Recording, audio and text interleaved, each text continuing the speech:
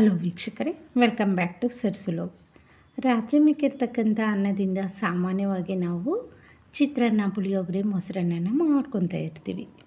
ಈ ರೀತಿಯಾಗಿರ್ತಕ್ಕಂಥ ಬ್ರೇಕ್ಫಾಸ್ಟನ್ನು ಯಾವತ್ತಾದರೂ ಟ್ರೈ ಮಾಡಿದ್ದೀರಾ?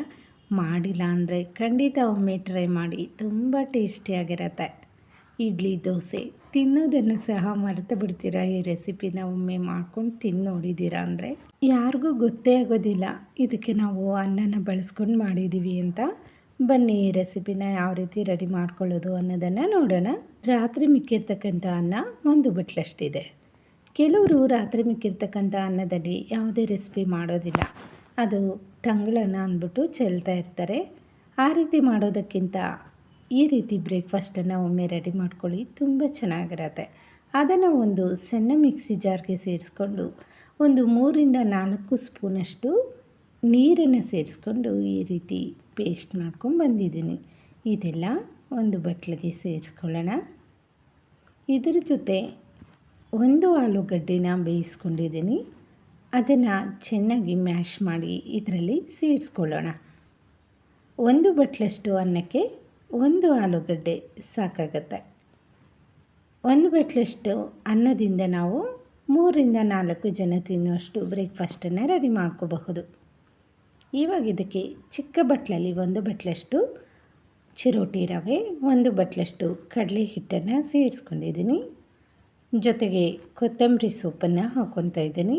ಮೀಡಿಯಮ್ ಸೈಜ್ ಇರ್ತಕ್ಕಂಥ ಈರುಳ್ಳಿನ ಒಂದು ಕಟ್ ಮಾಡಿ ಸೇರಿಸ್ಕೊಳ್ಳಿ.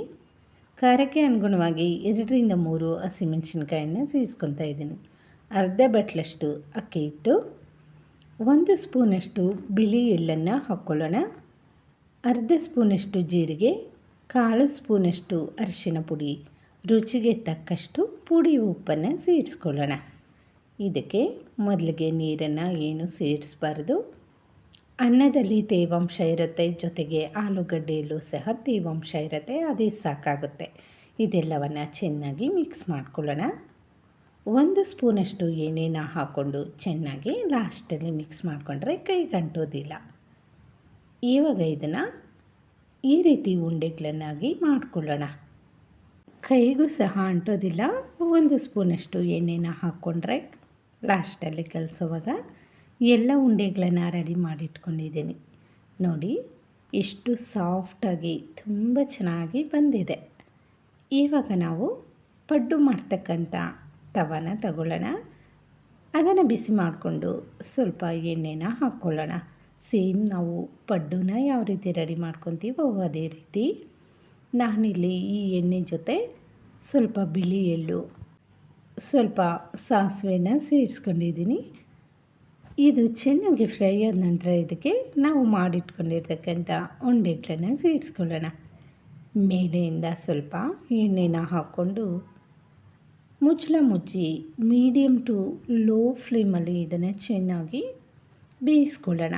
ಒಳಗಡೆ ಎಲ್ಲ ಚೆನ್ನಾಗಿ ಬೇಯಬೇಕಲ್ವಾ. ನೋಡಿ ಒಂದು ಕಡೆ ಚೆನ್ನಾಗಿ ಕ್ರಿಸ್ಪಿಯಾಗಿ ಬೆಂದಿರುತ್ತೆ. ಈ ರೀತಿ ಗೋಲ್ಡನ್ ಕಲರ್ ಬರೋವರೆಗೂ ಚೆನ್ನಾಗಿ ಇದನ್ನು ಬೇಯಿಸ್ಕೋಬೇಕು.